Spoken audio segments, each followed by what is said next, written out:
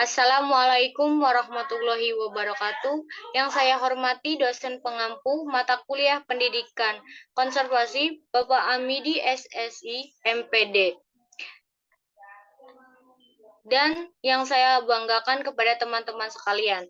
Perkenalkan, saya Nura Ajijah, perwakilan dari kelompok 13 akan memimpin acara diskusi kita pada hari ini. Alhamdulillah hari ini kita akan membahas tentang materi pendidikan kebencanaan di perguruan tinggi dengan rekan-rekan saya. Yang pertama yaitu ada Selvia Naila Sofa dengan NIM 231 1142204. Yang kedua ada Zahra Ananta Putri dengan NIM 23114222009 dan saya sendiri Nur Ajijah dengan NIM 431142006 dan yang terakhir ada Mutiara Maharani dengan NIM 711114222039.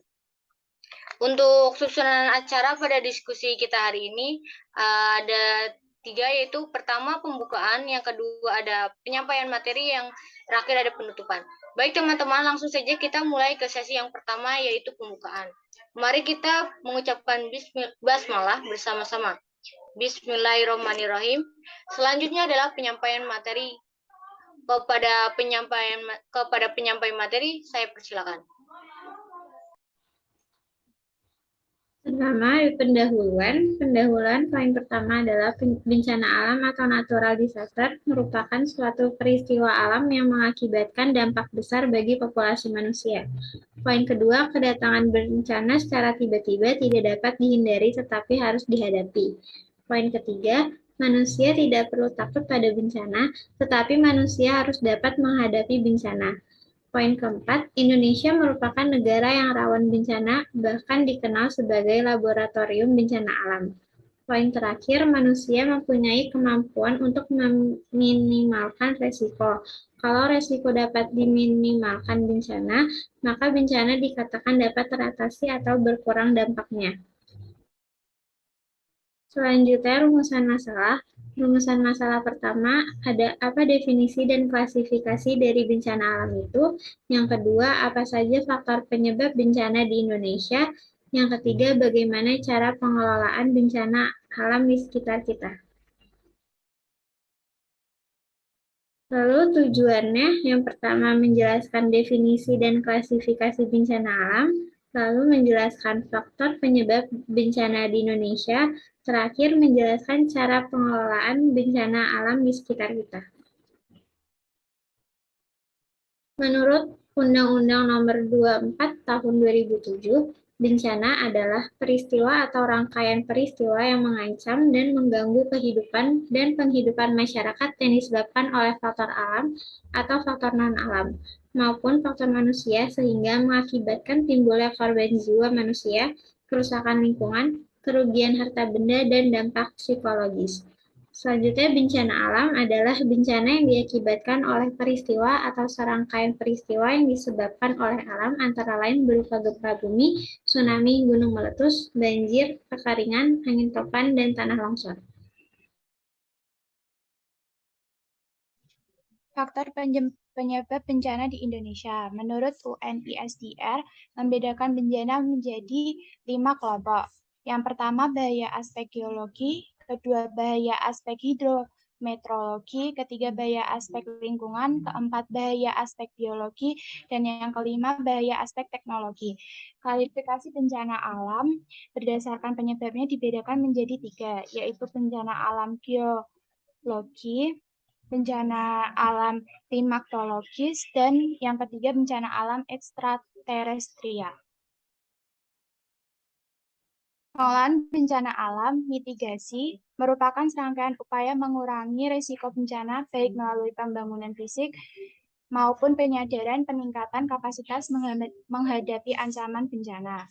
Mitigasi bencana adalah upaya untuk mempersiapkan diri menghadapi bencana, prediksi, dan adaptasi bencana. Kesadaran dan pembinaan di masyarakat terkait penanggulangan bencana yang dapat ditumbuhkan sejak dini dan sedini mungkin.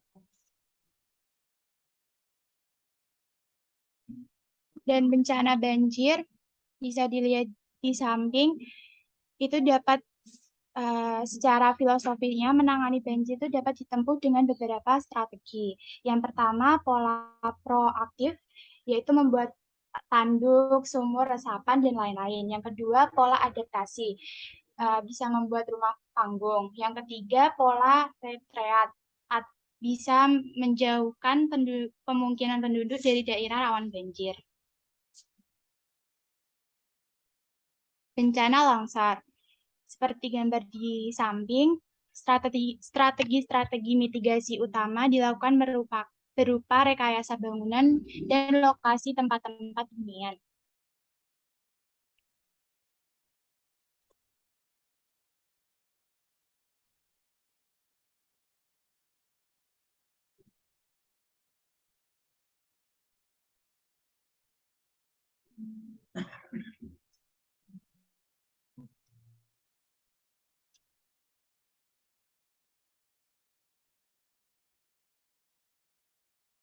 Kekeringan.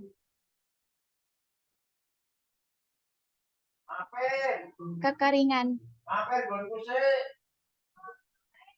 Dan yang kekeringan, seperti gambar di samping, upaya untuk mengurangi resiko kekeringan itu tidak dapat dikendalikan, tetapi pengurunannya dapat dikendalikan. Dikurangi dengan perbaikan praktis pengolahan lahan, kehutanan, bendungan resapan, irigasi, dan pengolahan padang rumput.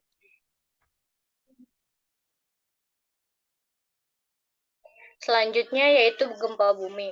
Dapat dilihat gambar di layar salah satu contoh dari akibat dari gempa bumi. Untuk menangani penanggulan bencana gempa bumi yaitu bisa berupa rekayasa bangunan-bangunan untuk menahan kekuatan getaran, menegakkan undang-undang bangunan gempa, serta bentuk mitigasi lainnya. Untuk bentuk mitigasi lainnya bisa dilihat pada layar.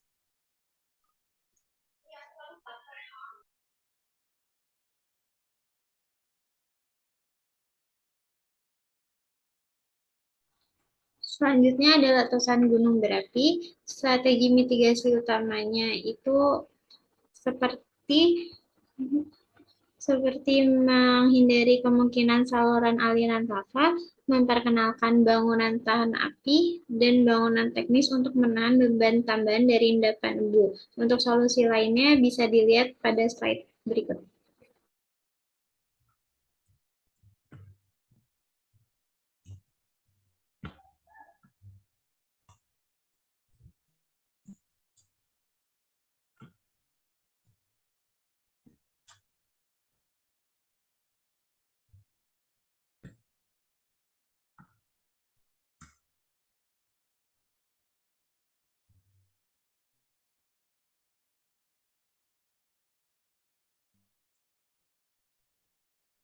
Kegiatan mitigasi bencana. Kegiatan mitigasi bencana terdapat 3. Yang pertama, kegiatan pra-bencana.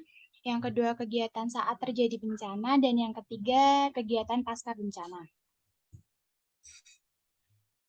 Pendidikan kebencanaan. Pendidikan kebencanaan adalah suatu cara yang dilakukan untuk menciptakan pengetahuan yang baik, situasi yang aman, dan sikap yang tangguh dalam menghadapi bencana yang dilakukan dengan memberikan pendidikan kebencanaan pada semua level pendidikan, baik formal maupun informal.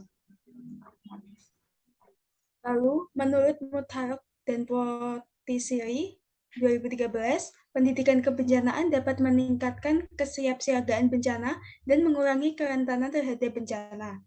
Selain itu, menurut Bon dan Pagliano 2014, pendidikan bencana di sekolah sangat penting untuk meningkatkan kesadaran pada diri siswa akan risiko bencana yang ada di sekolah dan mendorong tindakan kesiapsiagaan. Berikut merupakan strategi guna meningkatkan sinergitas pencegahan dan penanggulangan bencana alam. Kesimpulan dari semua materi yaitu, bencana adalah sesuatu kerusakan lingkungan, masyarakat, harta benda, dan terjadi karena sifat buruk atau perilaku manusia yang menyebabkan kerusakan baik secara fisik maupun mental. Klasifikasi bencana alam berdasarkan penyebabnya dibedakan menjadi 3 jenis, yaitu bencana alam geologis, bencana alam klimatologis, dan bencana alam ekstraterestrial. Disadari atau tidak, bencana alam terus mengintai kawasan Indonesia. Hingga kini, kekuatan ilmu pengetahuan dan teknologi belum mampu mencegah gempa bumi, tsunami, tanah longsor, banjir, dan lain-lain. Faktor penyebab dari bencana alam karena ulah manusia dan alam. Pendidikan kebencanaan bertujuan untuk mentransformasikan pengetahuan, sikap, dan keterampilan siswa tentang kebencanaan. Oleh karena itu, pendidikan kebencanaan harus mencakup 3 aspek, yaitu pengetahuan, sikap, dan keterampilan. Berikut adalah referensi yang digunakan untuk penjelasan presentasi tadi. Terima kasih kepada kelompok 13 atas materinya. Itulah penyampaian dari kelompok 13 tentang pendidikan kebencanaan di perguruan tinggi. Demikian tadi presentasi dari kelompok 13. Mari kita mengucapkan alhamdulillah, alhamdulillahirobbilalamin. Saya sebagai moderator mohon maaf atas kekurangannya dan terima kasih untuk perhatiannya. Wabillahi taufiq wal hidayah. Wassalamualaikum warahmatullahi wabarakatuh. Waalaikumsalam warahmatullahi wabarakatuh.